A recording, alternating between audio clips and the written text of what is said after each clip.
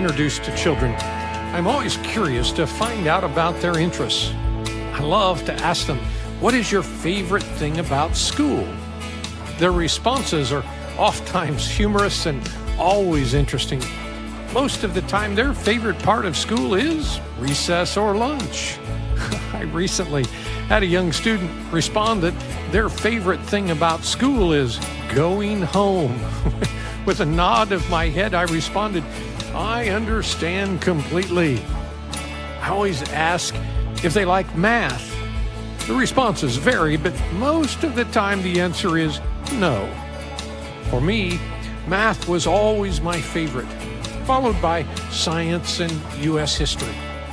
I love standing at the blackboard with a piece of chalk in my hand, and yes, I am that old, competing against fellow students as we solved basic math drills. I worked hard at honing my mental math skills. I know this is going to sound very odd for most of our listeners, but I actually enjoy solving random percentage calculations mentally just for fun. If I'm driving on a long trip, I will just make up random percentage problems and solve them mentally just to relieve boredom. I will sometimes ponder the mysteries of quantum science and mathematics just to stay alert. It was in sixth grade that I began to be aware of my peculiar interest in mathematics. Mr. Braswell was my teacher.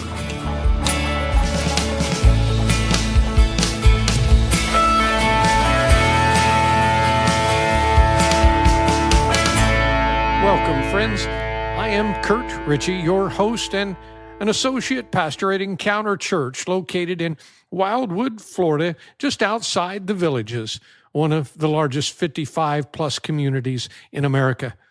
I am so glad to have you join with us today here at Encounter Life. Today's episode, our 30th, is a special milestone in the world of podcasting. Since we are going to be taking a little bit of time today to talk about my love for mathematics, let's crunch some podcast numbers. How does 30 consecutive weekly episodes measure up? Well, less than 0.00075% of podcasts worldwide match or exceed this mark. That's crazy. That means that Encounter Life is in a group of podcasts that is less than 1 out of 100,000 shows. Wow. Why do I care? One, because I'm a bit of a math nerd, but more importantly, secondly, I want to thank you, our faithful listeners. I want to celebrate your loyalty and support. It is for you that we do this. It has been our sincere desire from the beginning to produce a show that brings you reliable and trustworthy Christian content each and every week. Reaching this metric is a reason to celebrate your ongoing commitment to growing in the Christian faith and making Encounter Life a part of that journey. Thank you again. Now, as you listen to today's episode, and please be patient with me for a few moments. I'm going to tell a story about an event that happened in my sixth grade math class at Riley Middle School. You may not like math, but I really think you'll like the story and the spiritual lesson which it provides to us. You might remember some years ago a TV show, Are You Smarter Than a Fifth Grader? Well, today, grab a cup of coffee and let's talk about, are you smarter than a sixth grader?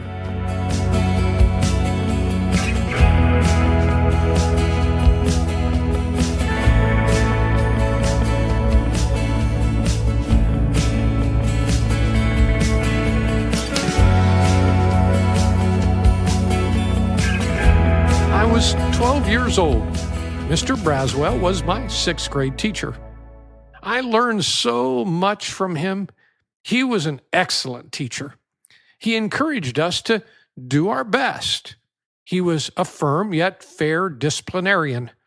When you answered Mr. Braswell, it was always with, yes, sir, or no, sir. Respect and good manners were expected.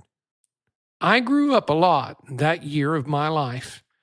One particular day in his class, Mr. Braswell was lecturing about the need for and the limitations of tolerances in taking measurements. As he held a 12-inch wooden ruler in his hand, he was explaining that this common wooden tool used for taking measurements in a sixth-grade classroom was accurate enough for any measurement we might need to take. He then went on to explain that there was a special piece of metal kept by the Bureau of Standards in Washington, D.C., that was an exact length.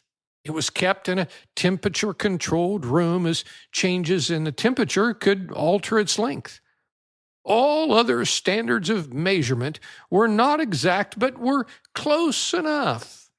He briefly explained the crude and inexact methods used to produce a 12-inch wooden ruler. Then, as he held the ruler in his hand, he raised it above his head for all of us to see, and he pronounced, "This ruler is not exactly 12 inches in length." I watched and listened with great interest. Little did he or I know at the time that I would go on to work for many years as a skilled tradesman, doing work that required me to form complex shapes into hardened tool steel within tolerances of plus or minus 5/10,000ths of an inch. Mr. Braswell asked if anyone had any questions. I threw my hand in the air. Glancing across the room, I could see that no one else had any questions. Still, he did not call on me, so I started waving my hand.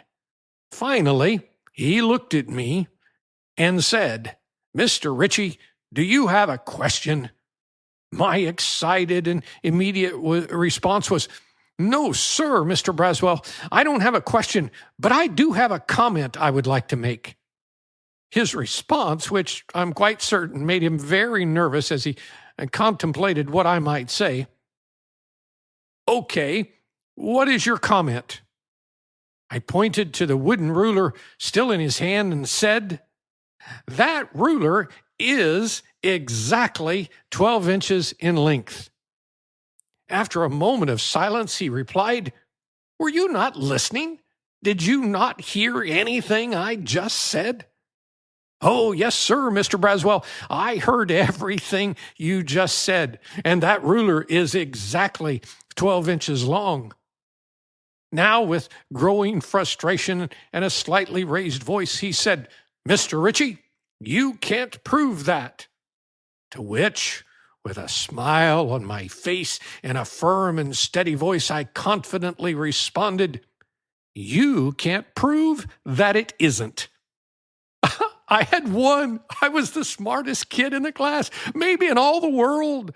I had matched wits with the smartest man I knew, and I had won. So you can understand my bewilderment as I watched Mr. Braswell lay the wooden ruler on his desk and replace it with a pen. He then opened up his grade book and he made a quick notation. I would learn later in the day that I had received an F in math for that day.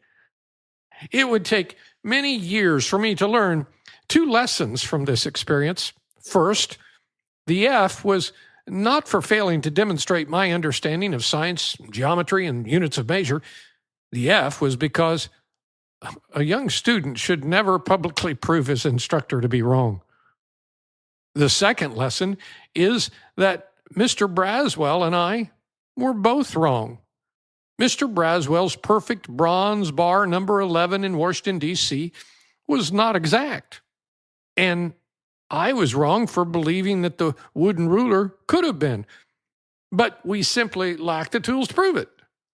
Today, we now know that nature refuses to allow us to measure more finely than what is known in the world of quantum mathematics as the Planck scale, which in everyday language means exact measurements in length don't exist. What lesson does this experience offer us today? Well, that's a great question, and I'm glad you asked. All of our lives, from the moment of our birth to the pronouncement of our death, measurements of one kind or another have defined our lives. At our birth, our weight and length are recorded. As we got older, parents marked our growth on a door frame for everyone to see our progress. Our academic success was tracked. Degrees were conferred, commissions were granted, certifications were bestowed, weights were measured on a bathroom scale, and diets were started. Medical testing led to treatments. New recipes were discovered and enjoyed. Birthdays and anniversaries celebrated. All of these and so many more moments of our lives were noted by a measurement that was taken. Just as the length of a sleeve is determined by a cuff and the length of a dress by a hem, our lives are hemmed, measured, and limited. Our entire existence, our freedoms, and our limitations are defined by measurements. However, Psalm 147, verse 5 tells us, "Great is our Lord and abundant in power. His understanding is beyond measure."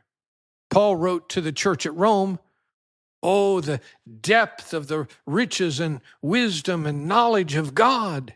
How unsearchable are his judgments and how inscrutable his ways." Everything we are is defined by a measurement. However, in contrast, everything God is immeasurable. One person stands at the head of a class and announces that a piece of wood is not exactly 12 inches in length. A young student challenges the teacher by suggesting it might be, but we cannot prove it. Societies collapse into anarchy because no one can agree on an exact standard for truth. One person shouts that their standard for truth may not be perfect, but it's close enough. Another person argues that a standard for truth might be perfect, but no one can know for sure because we cannot measure it. With conviction in my soul, I would say to you, my friend, my message to you today is not about mathematics. It's not about a young student in a 6th grade classroom. It's about having a standard in our life. It is about having an absolute standard that can only be comprehended, it can only be validated, it can only be measured with a scale that is immeasurable, with the scale of eternity. My God is boundless, abundant, endless, and infinite. His wisdom, knowledge, love, peace, power, resources, all of this and more are beyond any earthly scale. With all of this in your heart and mind, let me press on to my point. In consideration of man, we are hemmed in. We are restricted by measurements that cannot be gauged with exactness. In consideration of God, he is not restricted, yet is exact in all that he is and does. This leads me to the futility of man's pursuit of God apart from the revelation of the Spirit of God. In Job 11, we find this. Can you find out the deep things of God? Can you find out the limit of the Almighty? It is higher than heaven. What can you do? Deeper than Sheol. What can you know? Its measure is longer than the earth and broader than the sea. And from the prophet Isaiah, far as the heavens are higher than the earth, so are my ways higher than your ways, and my thoughts than your thoughts. So, what is a man to do? How can a man conceive of such a God? We are like the clay on the potter's wheel. We can feel his hands, the pressure, the shaping, but we cannot know the final design. Only through the Spirit does he reveal the purpose behind his work. There is no way the clay can comprehend the final dimensions of what the potter intends. only God can know the full design of a human life, the measurement of the vessel. Paul writes in 2 Corinthians, "No eye has seen, nor ear heard, nor the heart of man imagined what God has prepared for those who love him. These things are revealed to us through the Spirit, for the Spirit searches everything, even the depths of God."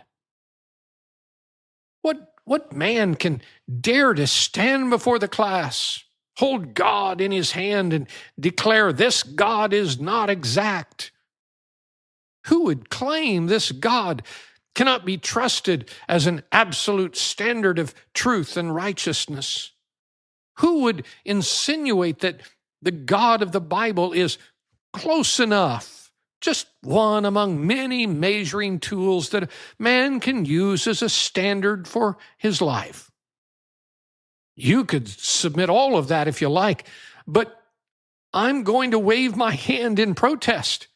Teacher, I would tell you that in Christ, all of the fullness of the Godhead dwells in bodily form, and you can only be complete in Him who is the head over every rule and authority.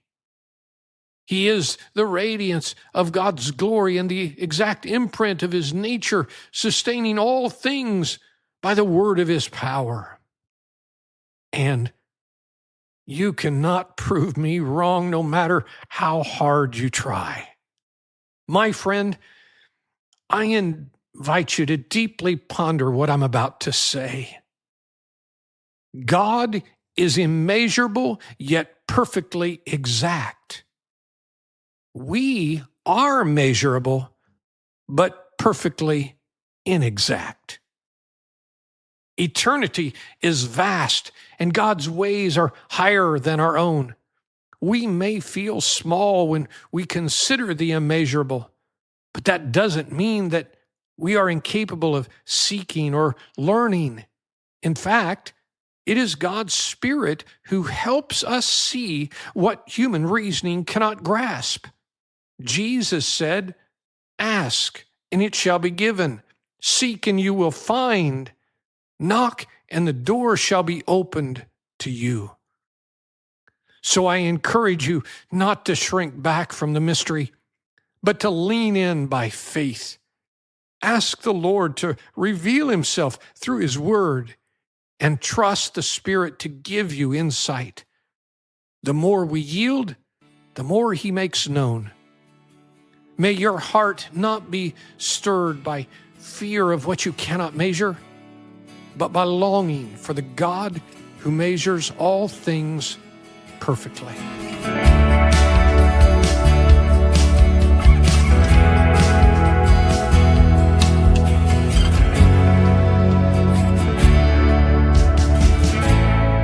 I would like to dedicate this episode to the following men, my friends: math teacher Jeremiah Hersey, engineer and multiple U.S. patent holder Jack Amos, and a couple of my former students, Mark Pavel and Andy Trupiano. For all of our Encounter Life listeners, I hope you have been blessed and encouraged today. I trust you have been inspired to dig deeper, to trust more completely, and to never stop in your pursuit to know God and His great love for you as discovered in the gospel. As always, I want to extend an invitation to you to visit Encounter Church. We're located just a few miles off of I-75 in North Central Florida, whenever you're able to do so. And finally, remember, one encounter with Jesus can change everything.